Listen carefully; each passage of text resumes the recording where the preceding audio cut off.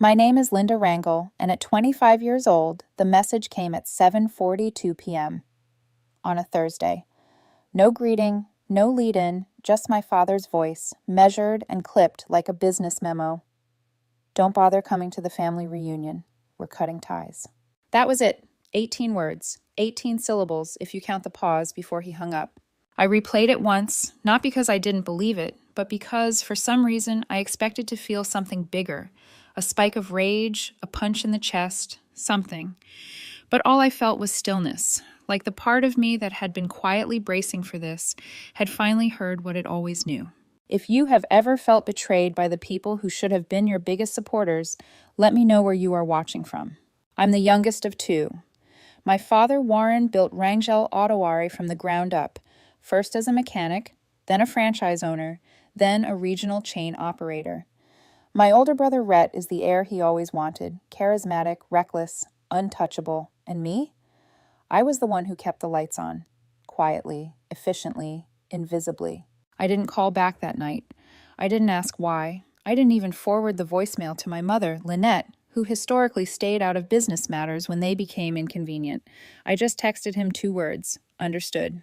Then I opened my laptop, signed into the loan portal I hadn't touched in months, and did what I knew none of them expected me to do. I removed my name, not out of anger, not out of spite, but out of clarity. 2 years earlier, when the family business needed to secure a $2.5 million expansion loan, the bank asked for a secondary applicant with impeccable credit. Rhett had debt, Warren had leverage, I had clean numbers, and a Harvard MBA. They didn't beg me to sign. They simply handed me the papers, assumed I would, and I did. Because back then, I still thought loyalty earned belonging. But now, sitting alone at my kitchen table, the voicemail playing faintly in the background, I realized something else entirely. They hadn't cut me off. They'd simply confirmed what they'd been quietly doing for years, and this time I was ready to finish the sentence for them.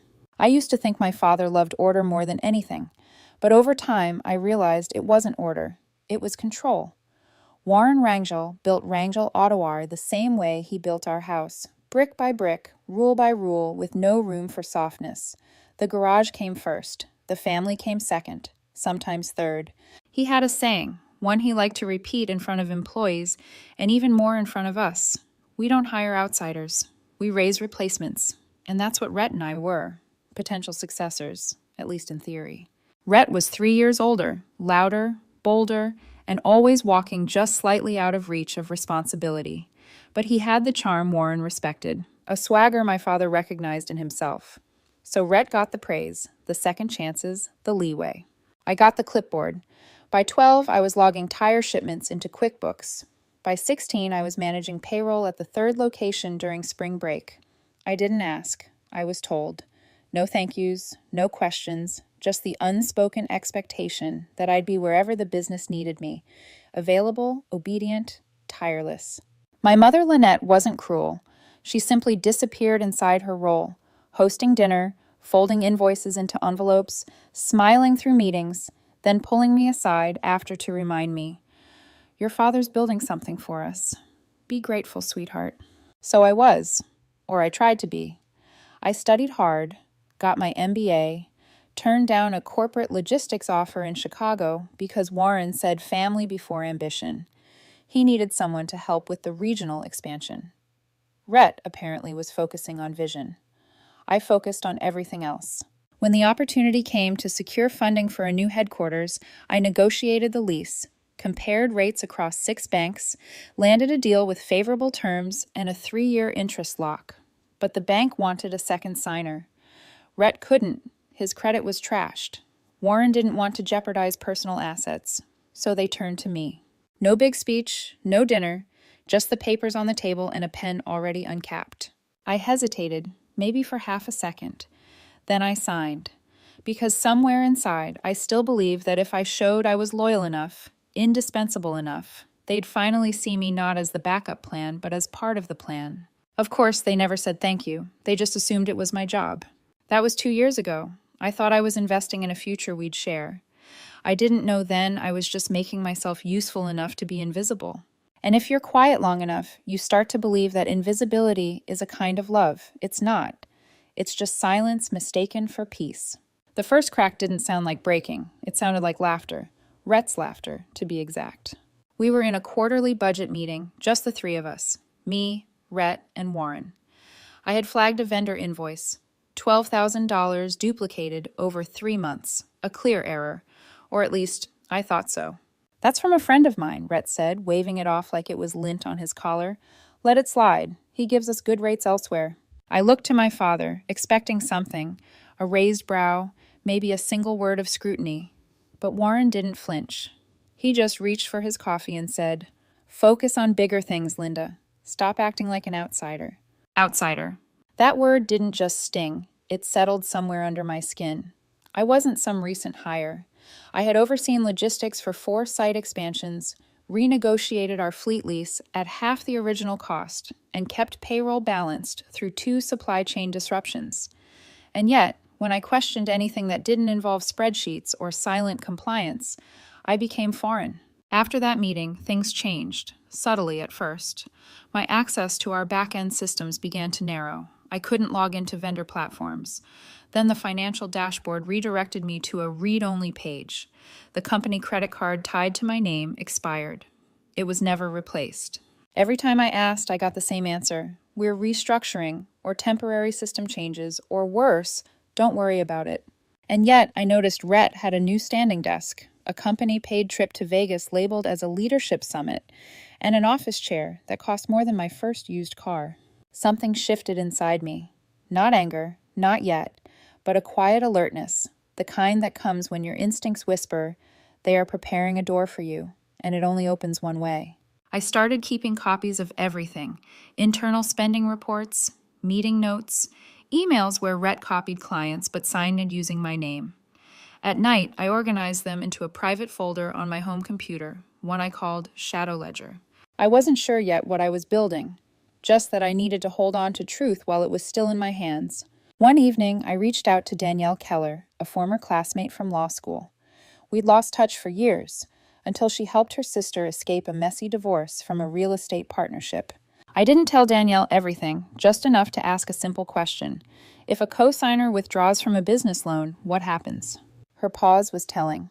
Depends. If you're not a guarantor and you weren't involved in recent misuse, the loan can be reevaluated without your name. Quietly. Legally. I exhaled. At that moment, I didn't know whether I was planning an exit or building an alibi. What I did know, finally, was that the story I thought I was living, the loyal daughter keeping the legacy afloat, wasn't mine anymore. They weren't just pushing me out, they were doing it slowly enough to keep cashing in on my silence. It was a Thursday morning in early spring when the final piece clicked into place. The trees outside my office window were just starting to bud.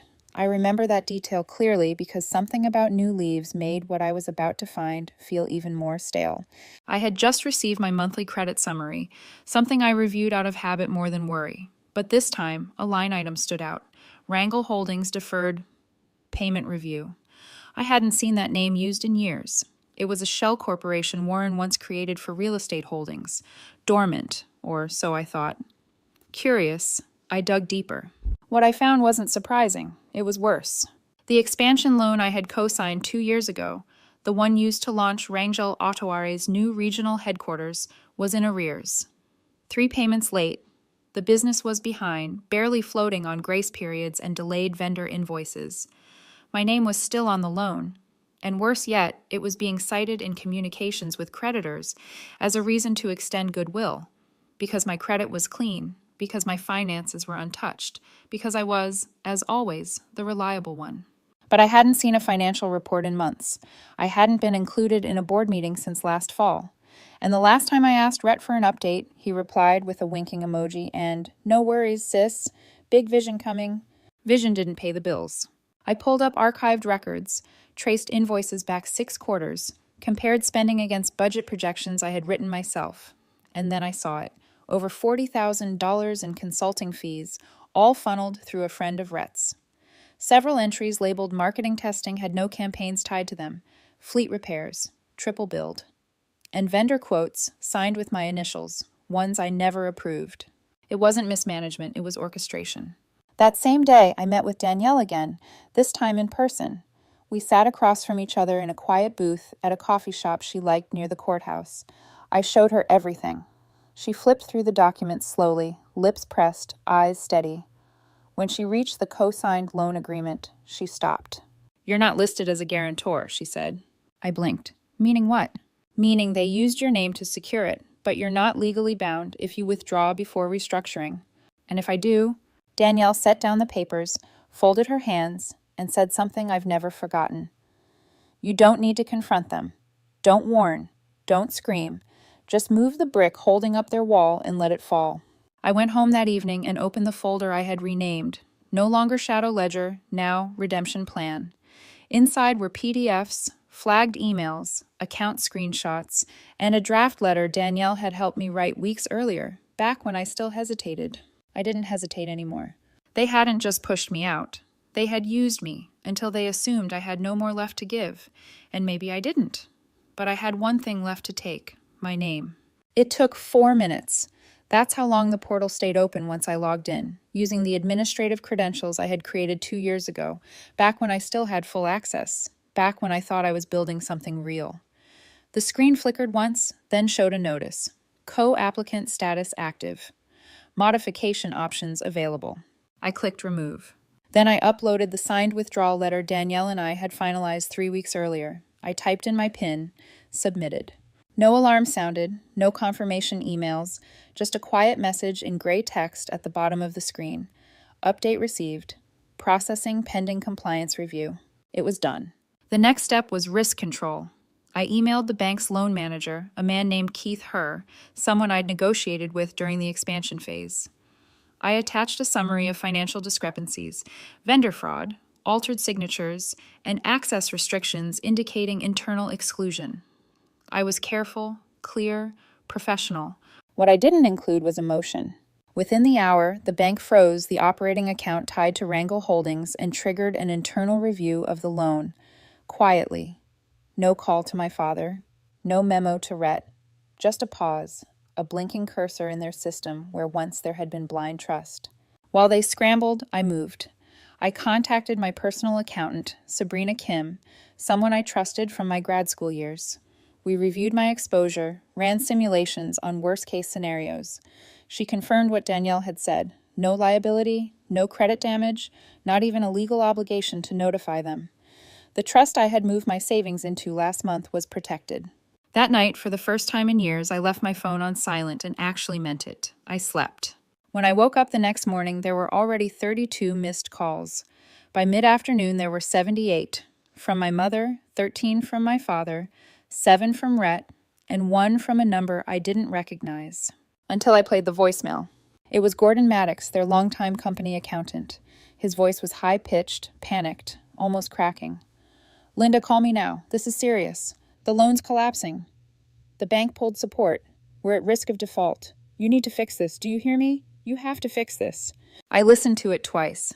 Not because I didn't understand what he meant, but because it sounded like justice. And justice, when it finally arrives, doesn't scream. It echoes. By early evening, Rhett sent his first text. "What the hell did you do?" And then another. "You're overreacting. We could have handled this internally." But the word we didn't land anymore. There hadn't been a we in a long time. Later that night, my mother left a voicemail, not angry, but quiet, trembling. "Sweetheart, what's happening? Your father says the bank froze everything, that they might recall the loan. Did you sign something?"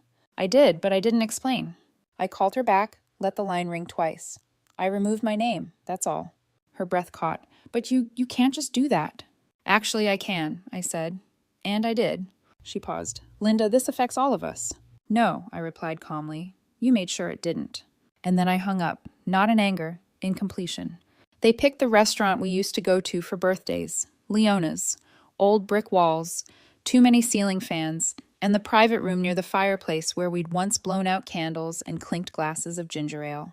But there were no balloons this time, no cake. Just my parents, Warren and Lynette, sitting stiff at one end of the table, and Rhett staring at his phone, pretending this was beneath him. There was also an empty chair waiting for me, as if they still believed I could be summoned. I arrived 15 minutes late, on purpose. I wore gray slacks and a button-down blouse. Neutral, unreadable. Danielle had once told me, "Power doesn't shout. It arrives without apology." Rhett stood when I entered. "Thanks for coming." "I didn't come for you," I said, taking the chair slowly. "Let's not waste each other's time." Warren leaned forward, eyes fixed on mine. "You made your point loud and clear." "No," I said, voice calm. "The bank made my point. I just stopped protecting your lie." His jaw tightened. Lynette shifted uncomfortably. "We're trying to hold this together," he said. "You think you're punishing us, Linda, but you're punishing the legacy your grandfather built." I looked at him, steady. "Grandpa built a garage. You turned it into a dictatorship." Rhett scoffed. "Oh, come on. We gave you everything." "You gave me a job," I said, meeting his gaze, "not a voice." The silence that followed was dense, almost warm, like a room that had finally stopped pretending to be anything else. Then Lynette, my mother, spoke, almost in a whisper. "What do you want, Linda?" That was the question, wasn't it? Not revenge. I had already taken that. What I wanted now was clarity. I reached into my bag and placed a sealed envelope on the table. "This is a signed affidavit confirming I've permanently withdrawn from the company loan, the board, and all business operations. You will never use my name again." Warren opened his mouth, but I raised a hand. "I'm not finished." I took a breath. "I'm also submitting an anonymous tip to the state auditor. There are funds missing, vendors unpaid, payroll inconsistencies." I slid the envelope forward. "It's your mess now. Fully, legally." Rhett's face turned red. "You're destroying us over ego." "I'm not destroying anything," I said, standing. "I'm just removing the illusion that I was ever part of it." I turned toward the door. Behind me, for the first time in my life, my father said the one word I never expected to hear, "Linda, please." I paused, not from hesitation, but from satisfaction. "You left a voicemail telling me we were done," I said without turning around. "I'm just agreeing with you formally." And then I left. The story made it into the papers. Not the big ones, just a quiet piece in a local business digest. Wrangell Auto R faces financial turmoil amid internal disputes. I didn't leak it, but I knew who did. Danielle called me 2 days later, her voice half serious, half smiling. "When people lose power," she said, "they look for someone to blame. They just didn't expect that person to have already walked away." After that, the voicemails turned sharp. From my father, "You ungrateful child, we built that business for you. You're ruining your future." From Rhett, "You think you're clever, but you'll need us someday."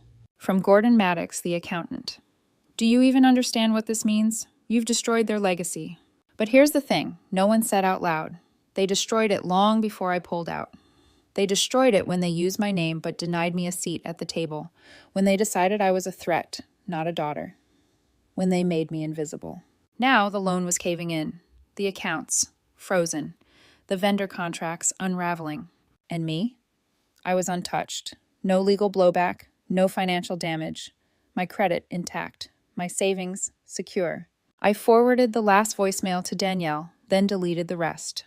I took my phone off silent, and for the first time in years, it stayed quiet. No crisis, no requests, no fires that only I could put out. I moved into a small loft in downtown Portland. Nothing fancy, just sunlight, clean windows, and space enough for both a desk and peace. I started consulting quietly, helping small, women-led startups avoid the kind of traps I'd lived through. Not because I needed purpose, but because I already had it. 3 months later, an envelope arrived at my new address. No return name, just the bank's logo and a tracking barcode. Inside was a single sheet of paper. This letter confirms that the commercial loan associated with Linda Wrangell has been formally withdrawn and restructured. No further obligation remains. No action required. No thank you, no apology, no spin, just a line drawn, in ink, in law, and finally, in truth. I placed the letter in a folder marked complete and slid it into the back of the cabinet. That night, I lit a candle by the window. The loft was quiet. The city below hummed, unaware and alive. I thought of that voicemail one last time. "Don't bother coming to the reunion. We're cutting ties." They wanted silence, obedience, absence, and they got all three. What they didn't expect was that I would thrive inside that silence, that I would build something not out of revenge, but out of reality. I poured a glass of wine, opened a new client file, and wrote one line at the top. "You're not difficult. You're just finally visible."